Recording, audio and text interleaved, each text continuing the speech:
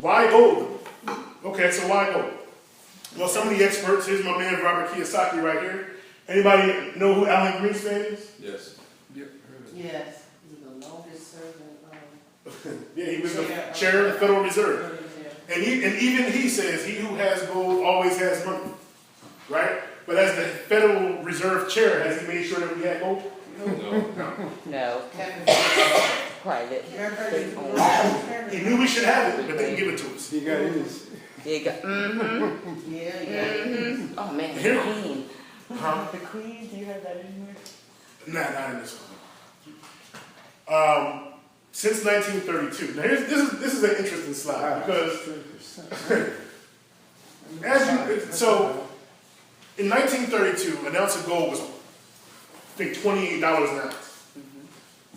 If you own gold from that time to now, it's gained, what is that, 6,200% in that time, right? That's one way to look at it. Excuse me. Yeah, that's crazy, right? $100,000 in gold in 1932. It's crazy. Crazy. Here's another way to look at it. Go back 100 years, take $645. And we could have bought a car, brand new off the lot, which, we can safely say we can't do that right now, right? But I also could have took that same $645 and bought a kilo of gold, right? A kilo of gold. How many people know how many grams of gold are in a kilo? 1,000. About 1,000. 1,000, right? So those cards that we were passing around, 1,000 of those. It's a kilo, all right? So I could have took $645 and bought a kilo of gold. I could have stuck it under my mattress. I could have, could have done any kind of thing with it. Let's fast forward 100 years. Well, here's a Ford Explorer. It's about $40,000. Is that safe to say? Brand new Ford Explorer off the lot, right? I can still get that with a kilo of gold. Anybody know why? Because the value of gold went up over the years. Kept his value. Gold kept its value, right? A kilo of gold is over 50 grand right now. You can buy that car and then you can buy this, right? Maybe. Maybe? Yeah, because it's an antique. Yeah, maybe. They go for millions, some of them. But here's the reality. If I took this $645 100 years ago, stuck it in the shoebox, put it under my mattress, 100 years ago, buy grandkids, find this box with $645 in it, can they buy a car? No. Can they buy anything? No. Is that money even circulating anymore? No. How about that? How about it's worthless? Ooh. How about you're lucky if it's in nice condition? Maybe it's artwork. Right. Maybe it has a stone. But if it's been exposed to the air, it's probably deteriorating. You'll probably open the box and see. Yes, confetti. Yeah, right. But if I did the same thing with that kilo of gold, stuck it under my mattress, kids find the gold, they can go buy a car with it. Or they got at least 50 G's, because this is old. Kilo of gold is over $50,000 now. Right? So what did we do? All we do is exchange our cash for an appreciating asset. Yes. So we did. Didn't do anything special with it. I could still stick it under my mattress and forget it was there. It's going to gain value either way. Another way to look at it. Oh, this is great. All right, move back. I'm sorry, you just messed me up. I messed you up? Yes, you messed me up. To the car? I got a new revelation as I'm... Here? Yeah. Okay. You said it, and I think that went over so many people's heads as far as 1920, $645, right? But we're not talking about dollars. We're talking about 645 gold or silver certificates. Oh, yes. Yeah. You see what I'm saying? And you said that money wasn't even... It's not. Oh, yeah. You know what I mean? So when you just said that right there, it just hit me like, you know what? What's in circulation is no longer the case for that 645. He got one right there. So he's talking about 645 for silver certificates. Like I said, he gave me It's not worth anything, the one you gave me for my birthday? It's not worth anything. So that just hit me. So another 100 years, the dollars that we're thinking about now, They're not. It's like the one. Silver. 100 years is too long. okay, I'm sorry. Yes. I'm sorry, Art. Still in. No, it's okay. Take over. So real quick. So what I did was because of Zach, I'm actually glad you said that. 'Cause even though I said it, I didn't even. That's what I'm saying. Hold on, you got I ain't sure it's for for a minute. So I'm passing around right now a silver certificate, right? And I'm also passing along with the silver certificate 1 ounce of silver, all right? Please make sure I get my silver.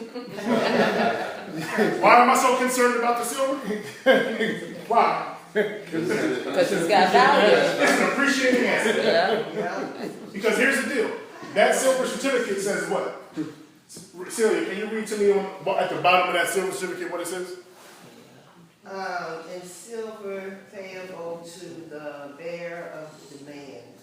So it says $1 of silver payable to the bearer of demand, right? The bearer is me. I would be able to take my silver or gold certificate to the bank. The bank would have to give me physical gold and silver in representation of that cash. Why? Because the silver and gold was money. The cash is a claim check on the money. This is like going to the cleaner. I drop off my suit. They give me a claim check. The thing of value is my suit. It's not the claim check. I need my claim check to get my They suit. make the money. And then one day the cleaner was like, oh no, we don't take them claim checks no more. Yeah. Yeah. Thieves. And then, all right, one last little nugget on that, and then we'll move So forward. bad. That ounce of silver is what? It says it, I think it says it on the back. What does it say? On the back of the silver. Back to silver. The coin itself, what does it say? United States of America, 1 ounce fine silver equals $1. It's a silver dollar. That paper, that silver certificate says I get $1 worth of silver, right? So I would be able to get that coin. But now that we're not on the gold and silver standard anymore, how much is that ounce of silver? Casey? $15. 18. 18.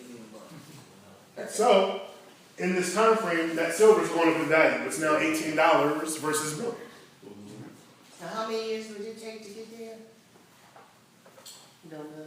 100 years. 1932? The funny thing is, as you was doing that, Tim and I did the calculation on 645 times $18, and that's $11,610.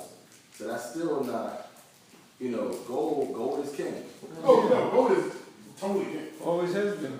But It ain't gonna change. but even then, the point is that appreciating assets, they go up in value over time, right? There's properties involved why gold and silver are what they are, why they're worth what they're worth, right? So there is a direct example of an appreciating asset, right? That silver, I know for a fact, because of history, will always be valuable. It would always gain value over time. That piece of paper, I can't even spend it if I want to.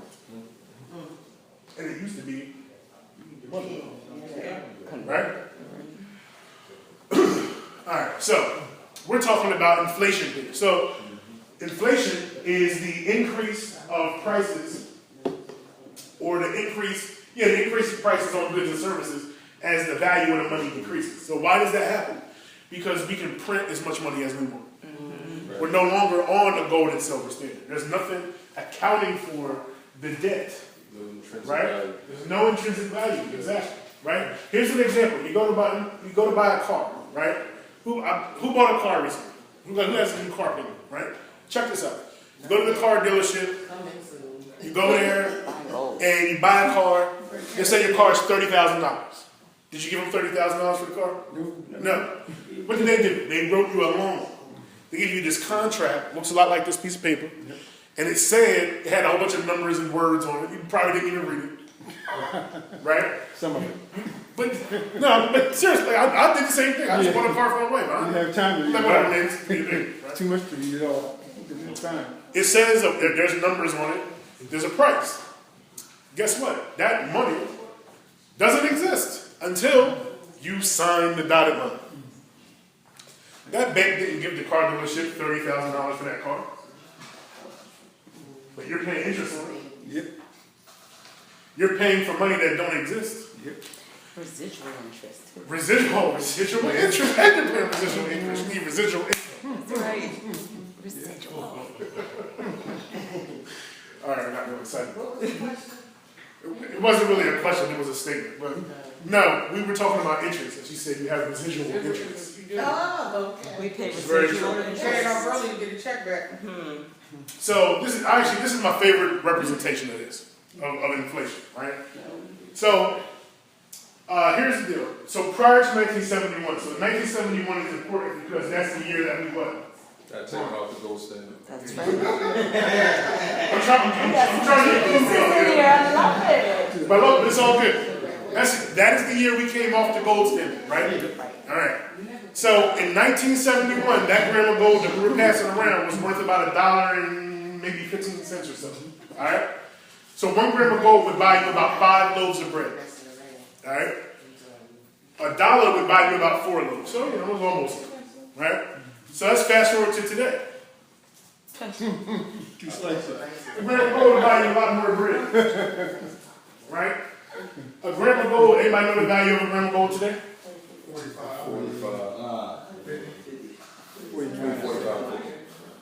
49 bucks. Look how pretty that bread is over there, too. Is that beautiful bread? And you got the white bread on the side. So $49.98. So today's, yeah, right, so $49, so that same gram of gold that was once worth $1, about a little less than 50 years ago, is now worth almost $50. So clearly I can buy a lot more bread with $50 than I can with $1. Right? So if all I did was I kept that dollar, I never bought the gram of gold, I can't even buy bread now. Unless I go to the dollar store and buy that stuff that I shouldn't eat. I don't even know if they have $1 of bread anymore. They're like this big. Big, with 5 slices. So, yeah, the 2 slices. I was like, thank you. You know,